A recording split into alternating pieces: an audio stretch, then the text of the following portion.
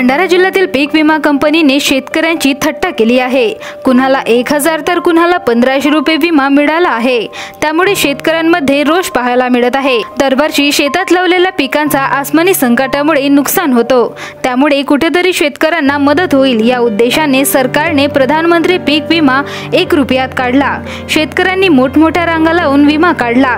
खरीप हंगाम 2023-24 मध्ये अतिवृष्टी झाली, त्यामध्ये बऱ्याच शेतकऱ्यांचं धान पीक पाण्याखाली गेलं। त्यामुळे मोठ्या प्रमाणात शेतकऱ्यांचे नुकसान झाले। नुकसान भरपाई मिळावी म्हणून सरकारने चोलामंडल कंपनीकडे ऑनलाईन नोंदणी करण्यास सांगितले। ज्या शेतकऱ्यांचं नुकसान झालं अशा शेतकऱ्यांनी नोंदणी केली, पण आता याच नुकसानीचे पंचनामे झाले।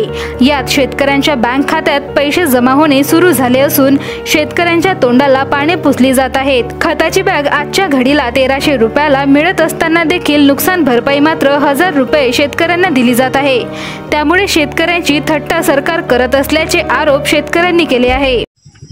पालडोंगरी येथील सर्व शेतकऱ्यांनी पीएम फसल विमा योजना ही जुलै महिन्यामध्ये काढली होती आणि शेतकऱ्यांच्या हातामध्ये आलेली फसल ही नोव्हेंबर ते डिसेंबर महिन्यामध्ये अवकाळी पावसामुळे त्यांचे शेतकऱ्यांच्या फार मोठ्या प्रमाणात नुकसान झाला आणि या सर्व नुकसानाची पाहणी करण्याकरिता चोलामंडलचे अधिकारी आले असता त्यांनी प्रत्यक्षात पाहणी केली आणि त्यांनी शेतकऱ्याकडून पैशाची मागणी सुद्धा केली की बा तुम्ही आम्हाला पैसे द्या, आम्ही तुमच्या अमाऊंट वाढवून देऊ। पण असे शेतकऱ्यांनी त्यांच्या प्रलोभनाला बळी पडले नाही। त्यामुळे शेतकऱ्यांना कवडीमोल भावामध्ये ते पीएम फसल विमा योजनेचे पैसे मिळालेत। कोणाला 1083, कोणाला 1500, कोणाला 2000। तर विमा कंपनीच्या अधिकाऱ्यांना लाज वाटायला पाहिजे की त्यांनी अशा प्रकारे शेतकऱ्याची फसवणूक केली आणि विमा कंपनी ही वारंवार शेतकऱ्याची फसवणूक करत आहे।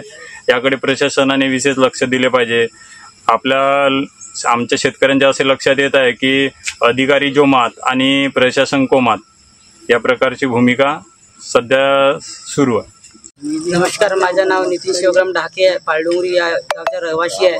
आम्ही मागील वर्षी 2023 मध्ये 1 रुपयाच्या जुलै महिन्यामध्ये 1 रुपयाचा पीक विमा काढला आणि नोव्हेंबर ते डिसेंबर महिन्यामध्ये अवकाळी पावसामुळे आमची शेतात धानाची नुकसान 80 ते 90% झाली आहे आणि ते पाहणी करण्याकरता चोलामंडलचे काही पदाधिकारी आले होते। त्यानंतर त्यांनी आमच्याकडून पैशाची मागणी केली ते आम्ही पूर्ण केली नाही आणि आमच्या त्या पदाधिकाऱ्यांना आमचे नुकसान भरपाई म्हणजे कोणाला 1000 रुपये, कोणाला 1500 रुपये अशी नुकसान भरपाई दिली। तुमचा इन्शुरन्स होता 52,000चा आणि त्यांनी आम्हाला फक्त 1500 रुपये दिला आणि आमच्या जखमेवर नमक शिडकल्यासारखे काम असे त्यांनी कंपनीवाल्यांनी केले आणि आमची बहुत नुकसान असताना सुद्धा त्यांनी आमची फसवणूक केली।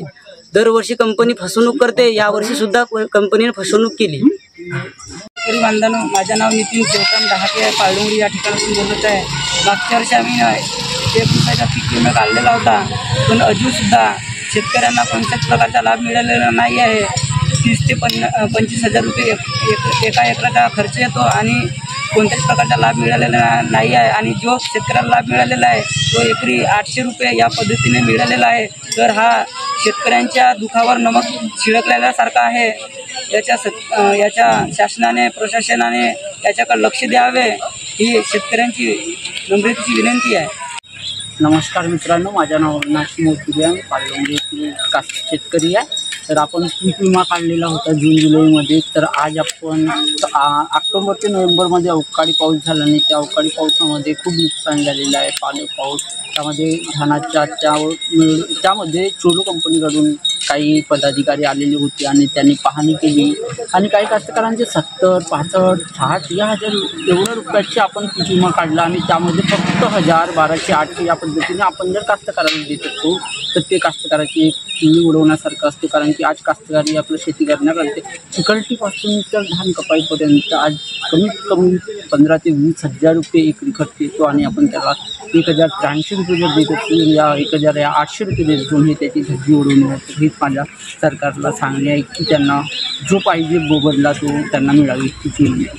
याविषयी कृषी विभागाशी संपर्क केला असता त्यांनी सांगितले की चोलामंडल विमा कंपनीने सर्वे केला आहे।